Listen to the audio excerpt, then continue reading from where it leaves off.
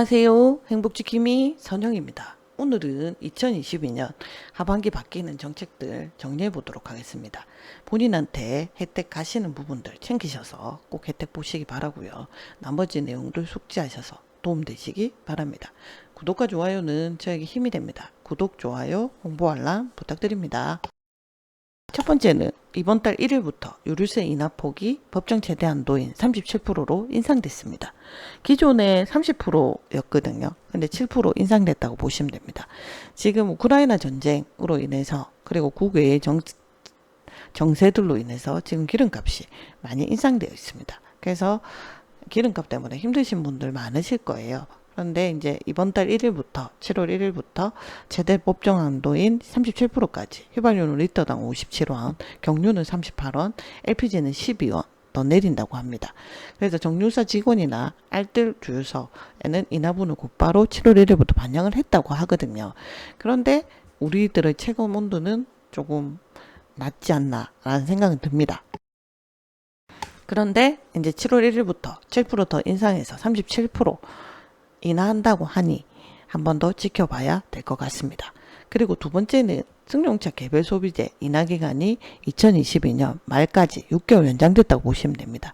원래 개별 소비세가 5%였는데 이게 3.5%로 인하됐죠. 이게 올해 2022년 12월 말까지 연장된다 라고 보시면 되고요. 그리고 7월 1일부터 병캔 등의 개별 포장돼서 판매되는 김치나 아니면 된장이나 고추장 같은 가공식품류가 2023년까지 내년 말까지 부가가치세 없이 면제해서 구매가 가능하고요. 그리고 국민기호식품인 커피, 코코아, 원두도 수입 시에 붙는 부가세가 2023년까지 한시 면제된다. 국민들이 선호하는 식품들에 대해서 부가가치세를 면제했다라고 보시면 됩니다. 그래서 그런 부분들을 챙기시면 될 것 같습니다. 그리고 연매출 2억 이하 음식점 운영하는 개인 사업자분들 대부분 연매출 2억 이하로 이제 음식점 운영하실 건데 매입세액이 원래는 65%까지 인정을 했었습니다. 그런데 7월 1일 이번 달 1일부터 75%까지 10% 인상돼서 매입액이 인정되고 있다. 개인 사업자분들 아셔서 꼭 챙기시기 바라고요. 그리고 생애 처음으로 집을 사시는 분들이 LTV가 80%까지 완화됐습니다. 그래서 소득이라든지 지역이라든지 주택 가격에 무관하게 주택담보대출 비율 LTV가 기존에는 60에서 70%였는데 이거를 10% 더 인상해서 80%까지 인상했다라고 보시면 됩니다. 근데 LTV 주택담보대출이 80%로 인상이 된다고 한들 DSR의 이 기준이 지금 한정돼 있잖아요. 그러다 보니 고소득자에게는 유리할 수 있을 것 같습니다. 그런데 나머지 분들에게는 이게 과연 실효성이 있을까라는 의문이 좀 던져지긴 합니다. 그리고 청년층 같은 경우에는 DSR에 미래소득을 넣어서 반영하겠다라고 했습니다. 그래서 청년층 같은 경우에는 DSR을 장래소득을 반영을 하니 이거는 조금 실효성이 만약에 실제로 이루어진다면은 실효성이 조금은 있지 않을까라는 생각을 해봅니다. 그리고 이런 거 그러니까 생애 최초 가입자가 LTV 80%까지 완화하는 부분 청년 DSR이 미래소득이 확대되는 게 3분기부터 해당이 된다고 하거든요. 3분기부터. 그래서 여기에 해당되시는 분들은 챙기셔서 받으시기 바랍니다. 그리고 이제 교통법규가 강화됩니다. 그래서 교통법규는 우회전 단속하는 거 강화하고요. 그리고 어린이 보호구역에서 하는 그러니까 보행자가 있었을 때 단속하는 거 강화한다고 하거든요. 언제부터? 7월 12일부터 내일 모레부터 한다고 하거든요. 그래서 차량 신호가 적색이고 보행 신호가 적색일 때도 일시 정지하고 우회전 하고요. 그리고 차량 신호가 적색이고 보행 신호가 녹색일 때도 일시 정지하고 보행자가 없으면 우회전 하고요. 그리고 차량 신호가 녹색이고 보행 신호가 녹색이면 횡단보도 앞에서 일시 정지하고 보행자 횡단 종료 후에 우회전 가능합니다. 그리고 그 어린이 보호구역은 횡단보도에 보행자가 있든 없든 무조건 일단 정지하셔야 되거든요. 그래서 결론적으로 보자면 우회전 후에 만나는 횡단보도에서 보행자 신호가 적색이든 녹색이든 일단 정지를 하고 좌우를 살핀 다음에 보행자가 없을 때 확인하고 천천히 통과하는 게 제일 괜찮지 않을까라는 생각이 들고요. 그리고 이제 이런 걸 어기시게 되면은 벌점 10점에 승용차는 6만 원, 승합차는 7만 원 과태료가 부과가 되고요. 그런데 만약에 갑자기 보행자가 뛰어들었어요. 그러면서 사고가 발생했습니다. 그러면 100% 차량이 과실이 되고요. 그리고 기본적으로 5년 이하의 금고 또는 2천만 원 이하의 벌금형이 처하게 되고 12대 중과실에 해당되기 때문에 합의를 하더라도 처벌을 면할 수 없게 된다고 합니다. 그래서 이제 벌점하고 과태료도 받지만 보행자가 뛰어들었을 때 사고 발생했을 때의 문제들 이런 것들 때문에 어린이 보호구역에서는 횡단보도에 보행자가 있든 없든 무조건 정지하시고, 그리고 우회전 한 다음에 만나는 횡단보도가 있었을 때는 그때도 일시 정지하고 좌우 잘 살피시고 보행자가 없다는 게 확인되면 천천히 통과하시면 될 것 같습니다. 그리고 범칙금의 횟수가 쌓이게 되면 아까 벌점과 과태료 외에도 2번이나 3번 위반을 하게 되면 보험료가 5%가 증가가 되고요. 4회 이상 위반하면 보험료가 10% 할증이 되거든요. 그래서 이제 과태료하고 벌금도 받지만 보험료 할증도 되기 때문에 교통법규가 강화되었다. 그래서 우회전을 하실 때는 조심하시고 어린이 보호구역 횡단하실 때도 횡단보도를 지나가실 때도 조심하셔서 이런 일이 없도록 해야 될 것 같습니다. 그리고 7월 4일부터는 상병수당을 지급하고 있습니다.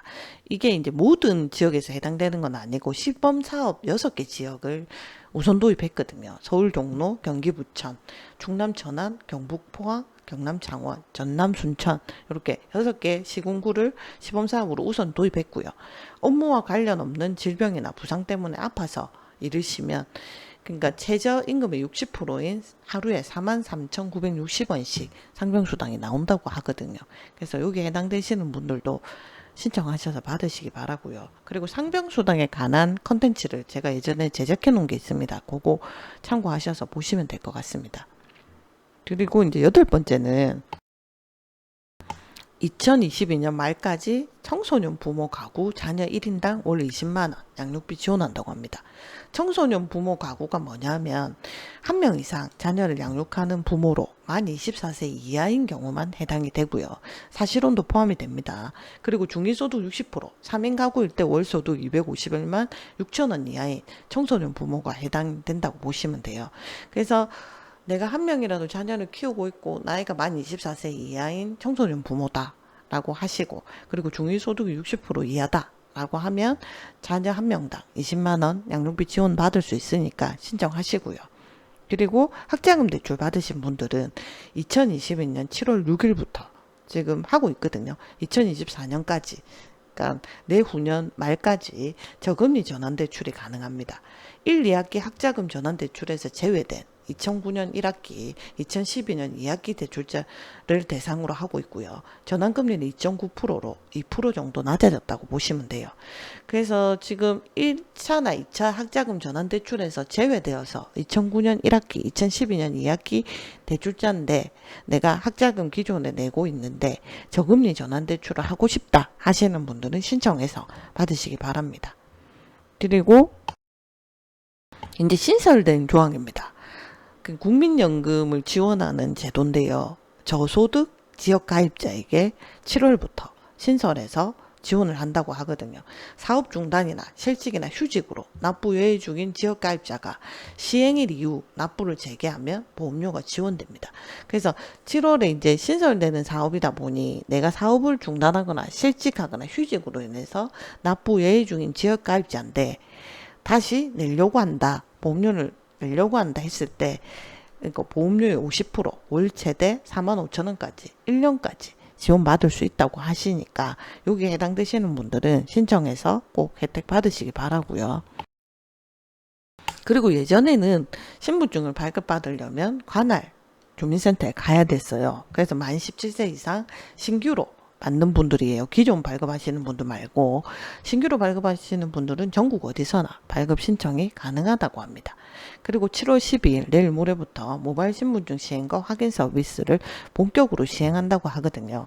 근데 우리가 보통 신분증 같은 경우에 차에 놔두고 오거나 모르고 가방을 안 들고 오거나 지갑에 안 들고 와서 확인이 안 돼서 행정 업무라든지 은행 업무 등등을 못 보는 경우가 많으실 거예요. 그런데 이제 모바일 신분증이 시행되니까 이런 부분은 좀 편리하기는 합니다. 그런데 이제 개인정보 보호 우려 부분도 있기는 하거든요.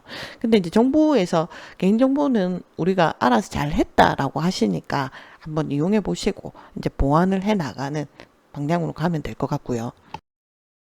근데 우리가 신분증을 발급받을 때 제일 많이 받는 게 주민등록증하고 운전면허증입니다. 근데 모바일 주민등록증은 정부24 웹에서 발급이 가능하고요.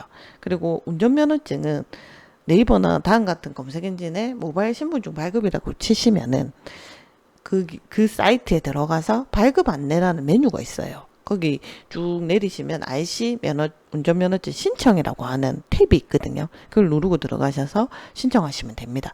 그래서 요거 이용하시면 될 것 같고요.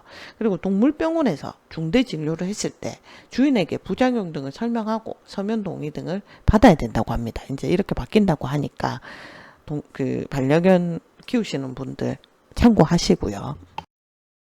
오늘은 2022년 하반기 정부 정책들을 정리해 봤습니다. 여기에 해당되시는 분들 놓치지 마시고 꼭 혜택 받으시기 바라고요. 그리고 나머지 내용들도 숙지하셔서 손해보시는 일 없도록 하셨으면 합니다. 구독과 좋아요는 저에게 힘이 됩니다. 구독, 좋아요, 홍보 알람 부탁드립니다. 감사합니다.